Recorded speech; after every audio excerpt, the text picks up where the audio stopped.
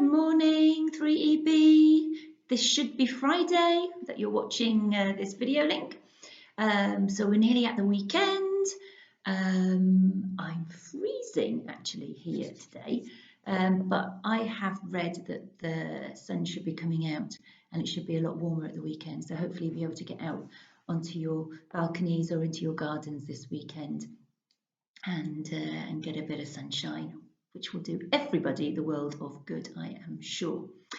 So, hello. It's Friday. So on your list, it says spelling test. And I did ask your mums or your dads if they can do the spelling test with you, which is great if you've already done it. If you think you would like to just do it now, we could do that as well. Save your mum and dad a bit of time. So what we can do is if you maybe in a second pause the video and go and get your spelling book, okay, or a piece of paper to do the spelling test on. What I'll do is then I can read the words out for you. I'll go quite quickly, otherwise there'll be lots of wasted time on here.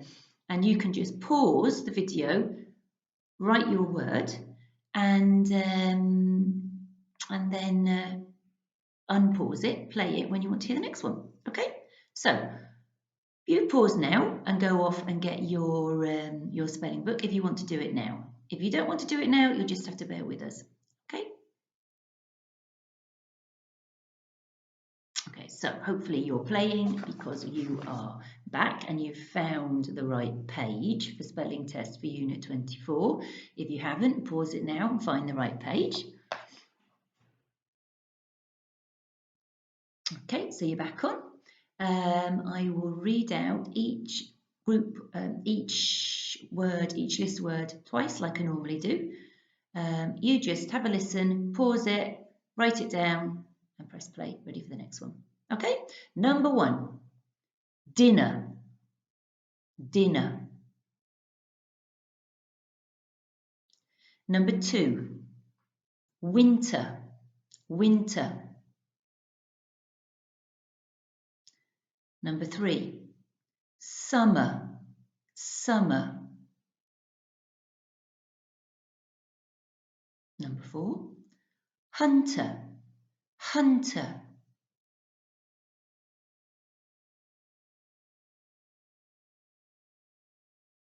Number 5, better, better. Number 6, teacher, teacher.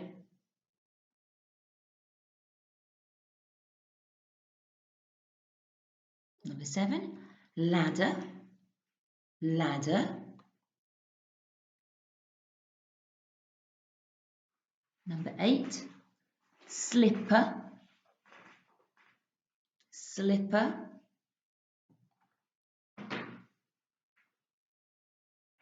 Number 9, mother, mother. Number 10, father, father. Number 11, letter, letter.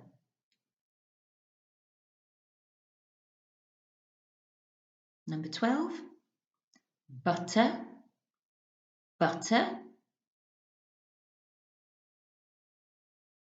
Number 13, sister, sister.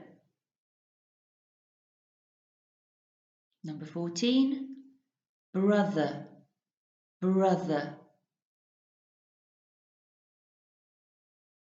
Number 15, after, after. And number 16, other, other. Okay, so that's done. So maybe you could ask later, mum or dad, or a big sister or a big brother to see if they can check your spelling test for you. Okay, if everybody's super busy, then you could actually correct it yourself. You could be the teacher. Okay, so I am sure everybody has been terribly honest during that and not peeped at all at the pages earlier on in the book as they were doing their spelling test. I know you wouldn't even think about it. Excellent. Okay, what is next? Oh, I am hoping you might have been doing some cooking, or might be thinking about doing some cooking, or maybe making something that doesn't need cooking, but you've had to look at a recipe and mix together certain ingredients. So good luck with that, and I hope the whole family enjoys what you make. I'm just disappointed that I can't share it with you. Really, because I love it when you bring things in that you've cooked. Biscuits and all sorts of things that we enjoy coming in. So happy cooking. I made this morning, much to the dismay of one of my sons who is not keen on my soups. He thinks that's rather boring, and it's obviously far too healthy for him. So this one is called pea and parsley soup. Okay, this delightful shade of green that we have for lunch today. So what did I need? I needed some olive oil. I didn't need to weigh that because it said 1 tablespoon. 20 grams of butter. So I weighed that. I cut it off the block and weighed it. 1 onion. I didn't need to weigh that. Some thyme, a few sprigs of thyme. That's a herb. I just went to pick that from the garden. I didn't need to weigh that. A litre of vegetable stock. I didn't need to weigh it, but I needed to measure it out in my measuring jug. And then I needed 500 grams of peas, and they could be frozen peas. So what did I do? I actually didn't use the scales for this. I got out this packet, which was unopened this morning. Okay, so this is a packet of frozen peas, as you can see. And before I opened it, there were 1,000 grams in there. Yeah, 1 kilogram, remember? Okay, now my recipe says 500 grams of peas. Can you remember the relationship between 500 grams and 1,000 grams? 500 is half 1,000, isn't it? We were talking about that yesterday with the hippo weight. So instead of weighing out half of these, I just actually poured out into the pan what I felt to be half of those peas. I'm thinking actually I better pop them back in the freezer before they start to defrost. This will take me seconds because I've got a little freezer there. Just a minute.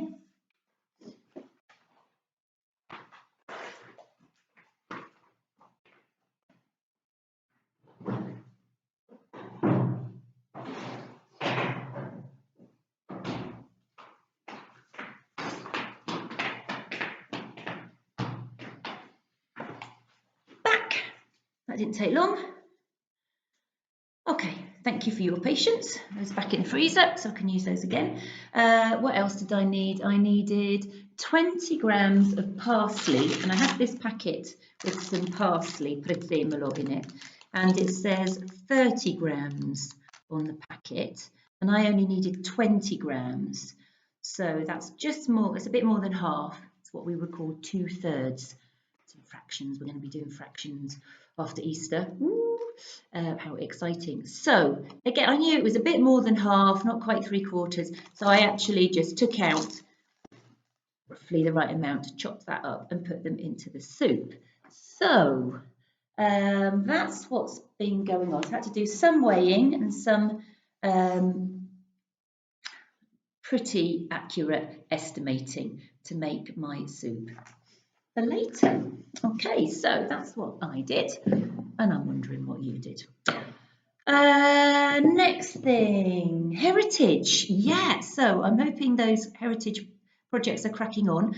When I looked at Padlet this morning, somebody was typing whilst I was watching. They just started, somebody who's typing a project in about Disney World in Florida, and said their uncle works there. So I don't know who you are yet. You were about 20 words in, and I can see the letters coming up one by one, so I'm really excited to turn that back on later and see what else has been added to that post. So well done. I'm sure everybody's working hard on that, and hopefully there'll be some of those up next week. Next, exercises with muscles. So later on, I'm going to post on Padlet a photograph, if it works, of an exercise that I was thinking about this morning. So the exercise that I'm thinking of works the quadriceps, the quad muscles, which are at the top of your legs, and some muscles that I know some of you know about because you've mentioned the words before, but they weren't on the diagram, because when we looked at the diagram you had was all really looking at the front of the body, but there are two very strong muscles in your bottom cheeks, yeah, and their proper name, their scientific name is the gluteus maximus. And some of you, I know because we've laughed about it before, will recognise the name gluteus maximus, not necessarily because you know that they are the muscles in your bottom cheeks, but because it's a character also in one of the Asterix and Obelix books. I think it's Asterix at the Olympics. I am sure certain people will correct me if I am wrong. So gluteus maximus, not only that character, but also the scientific names for the muscles in your bottom cheeks. So I'm going to give you an exercise to do whereby you'll have to lie down, you keep your feet flat on the ground, you bend your knees up so they come up like triangles, and then you keep your shoulders on the ground, and then you lift up your midriff, your tummy and your bottom. You lift that up off the ground whilst you're lying down, about that much, and you'll really feel that work your quadriceps and the tops of your legs. And then whilst you're in that position, I want you to squeeze, not with your hands, but with your gluteus maximus muscles. I want you to squeeze your bottom cheeks, squeeze them by pulling them in, okay? So you'll almost feel them like squeeze up together inside your bottom cheeks, and then relax, okay? So that will be an exercise that I will put up for you to work out your quadriceps and work out your gluteus maximus muscles, okay? And I'm hoping that you will also come up with some ideas.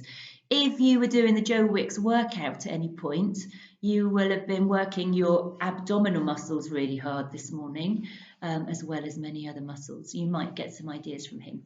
If you don't have any ideas, or you're not able to get to the Padlet to see anybody else's ideas, or we get there and we find that there aren't many, then you can do the Joe Wicks workout, or you can do some exercises that you've remembered when we've been doing warm-ups in PE and so forth. Okay, great. Also, I'm just thinking, yesterday your parents will have received an attachment that I included on an email to them that's from Mark de Jong, one of the sports teachers. You know Mark from last year because he did some work with you. And he's also sent some links to some sporty movement activities that you guys might find the time to do. Great. Okay. And then L1 English, excuse me, when I get to this point, I always seem to need to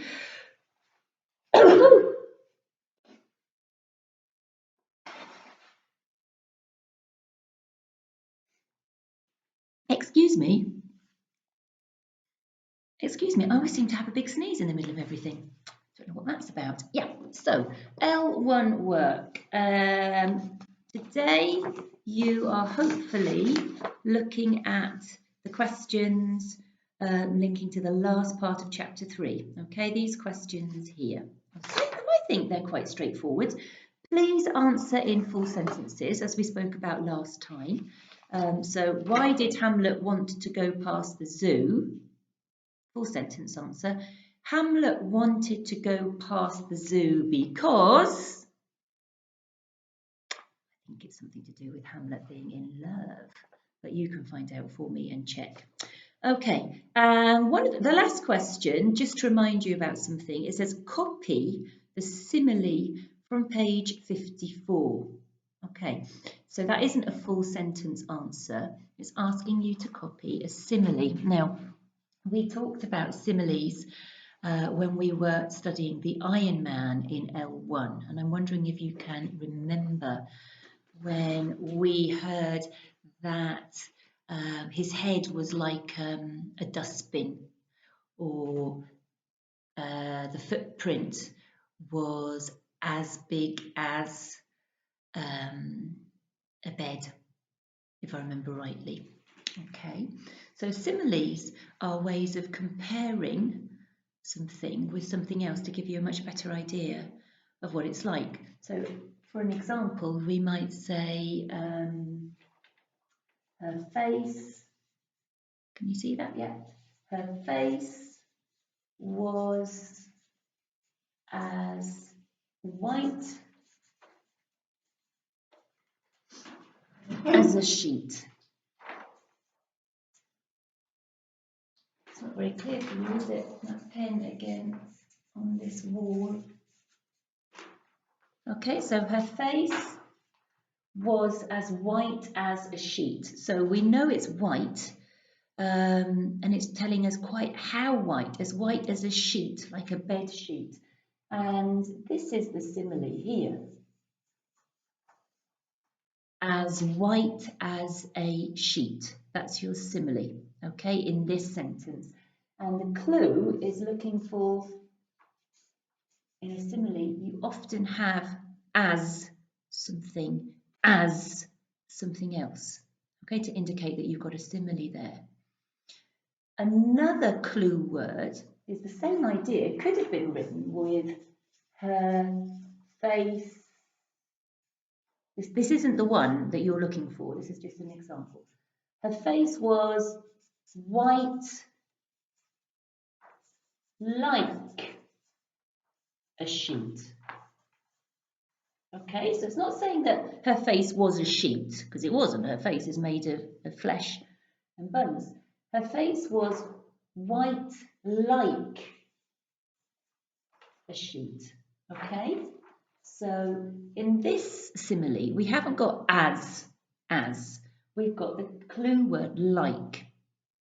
So when you're looking for your simile, look out for either as something, as, or the use of the word like to compare two things together, okay, to compare something with something else.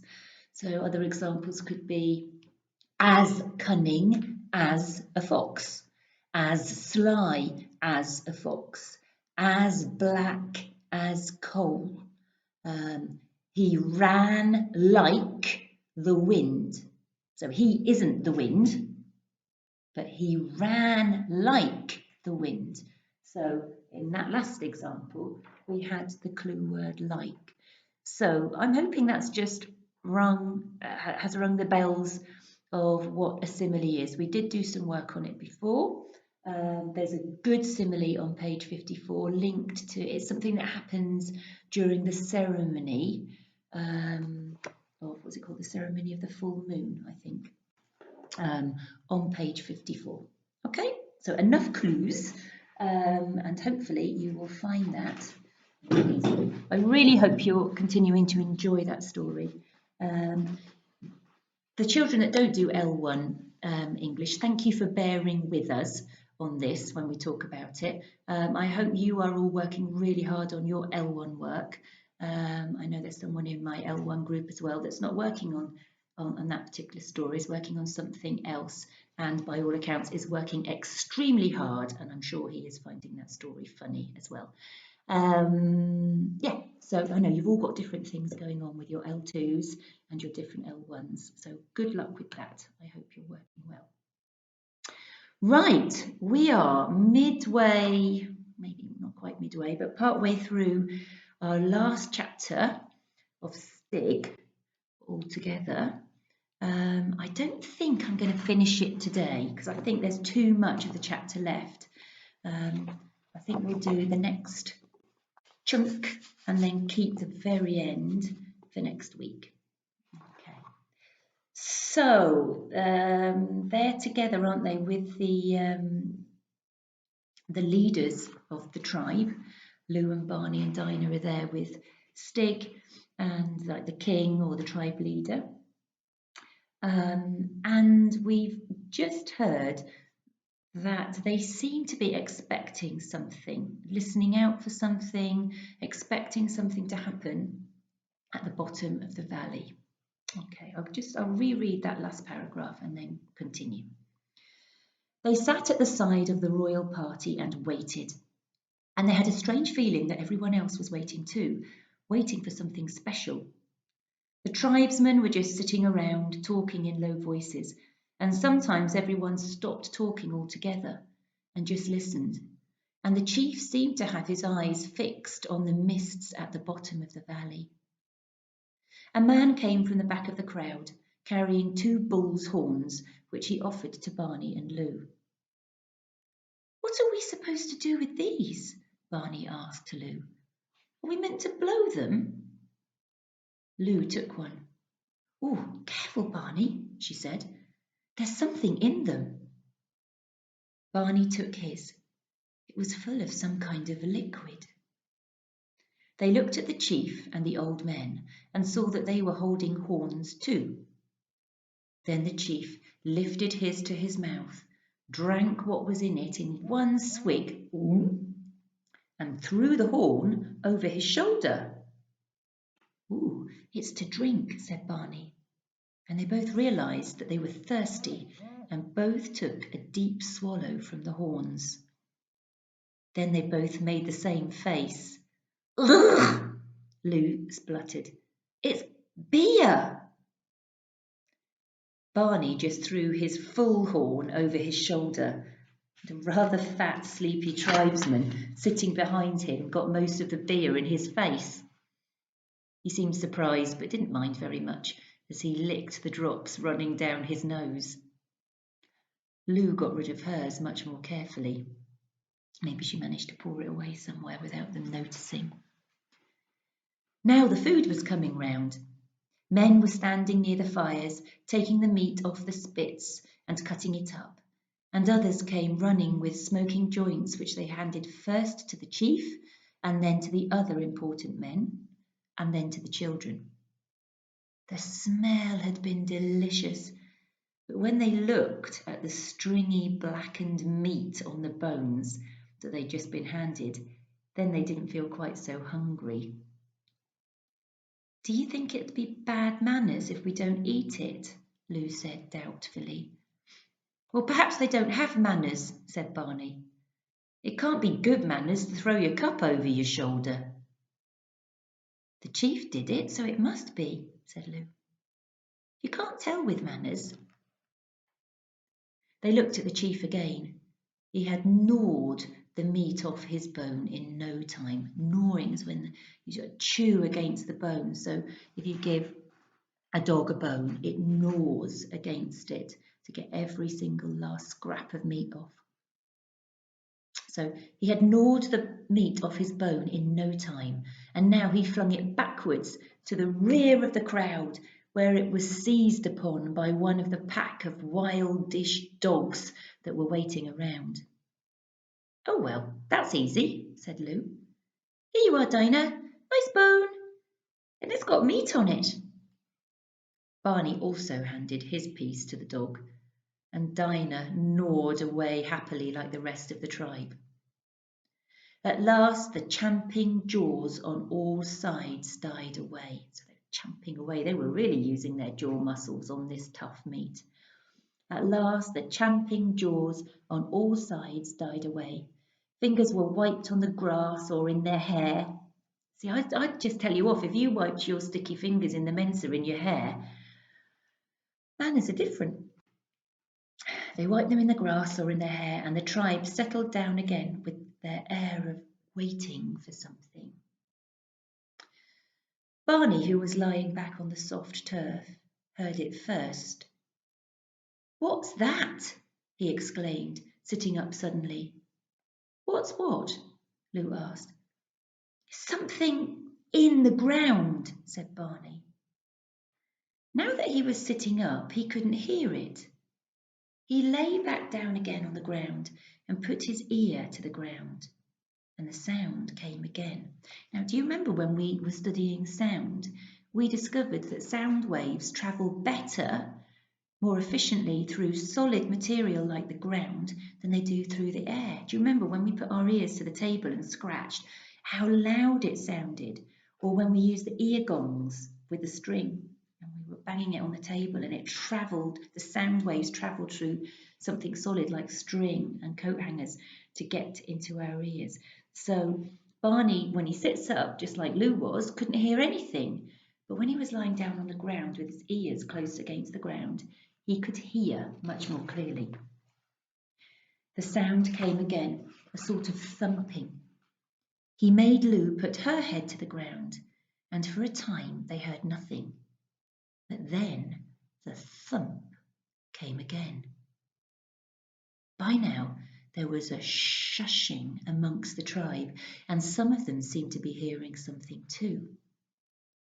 Everyone became quite silent, and after a time the sound could be heard through the air, as well as being a shake in the hillside.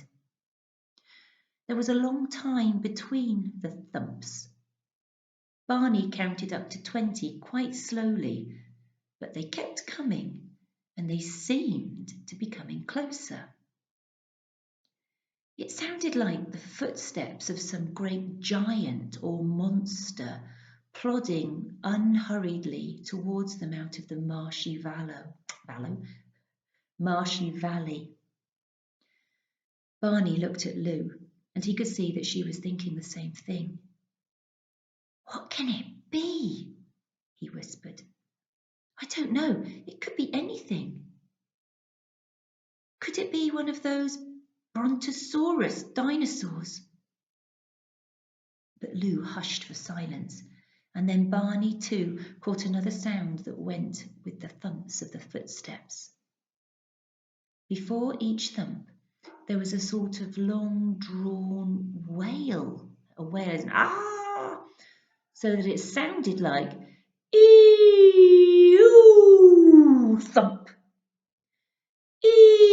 ee-oo thump, with about 20 seconds in between each, and each time the whole chalky hill shook until they could feel it in their bones, sitting on the springy turf.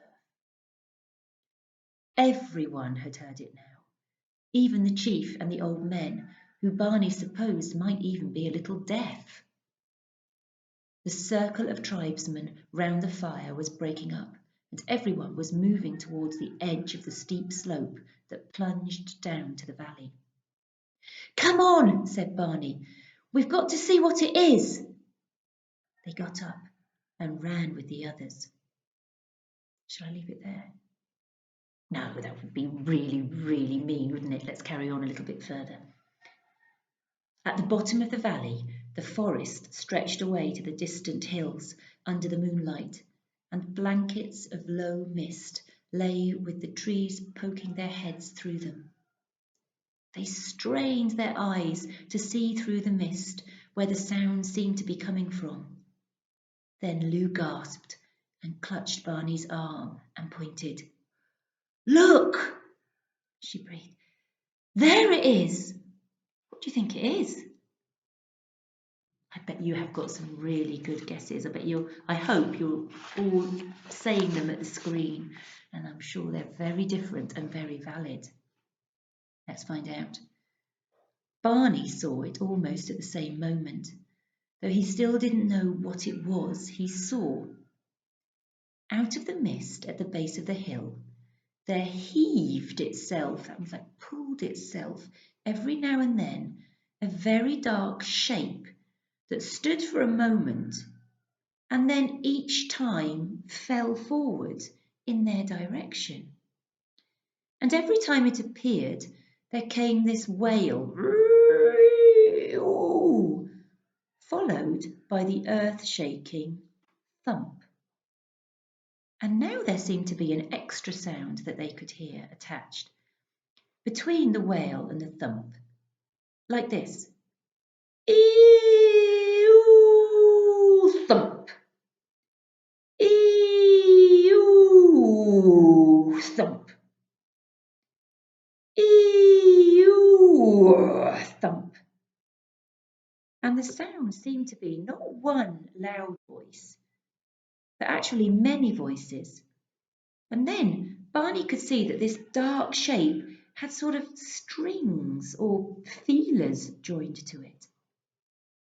Dinah, standing between them, had seen it now, and their hair was standing up on the back of her neck, and Barney felt that his was too. Have you worked it out yet?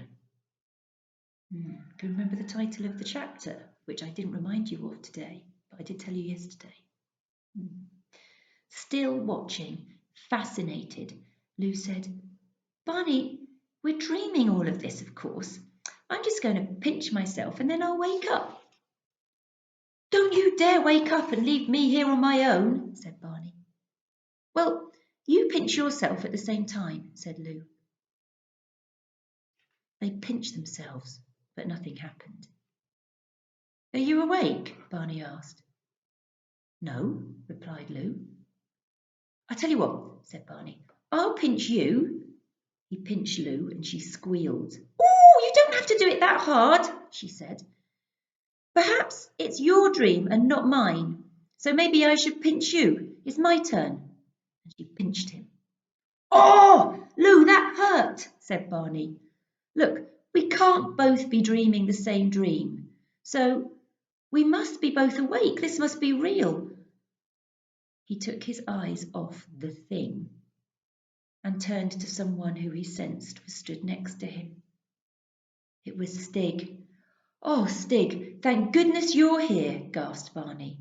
What is it? And what is going to happen? Stig just looked at him in his usual not understanding way, but he grinned, and he seemed really quite cheerful and not at all worried. Lou, here's Stig, said Barney. He seems to think it's all right. Does he? Said Lou, looking around. Well, perhaps it's a tame thing and not a wild thing.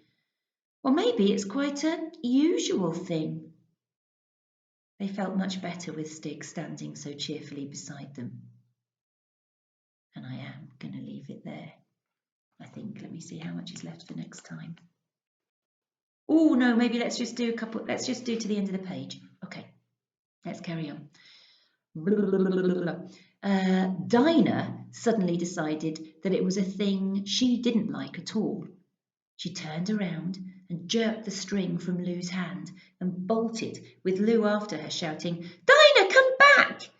Dinah, it'll be a nice thing. Come back, Dinah. And at the same time, Stig made a come on wave to Barney, and some of the other men started also running down the steep slope. Barney found himself running with him, panting, I'm coming, Stig! Wait for me! Stig! Stig, wait! You haven't got your spear, Stig! And it was only then that he noticed that neither Stig nor the other men had brought any weapons with them.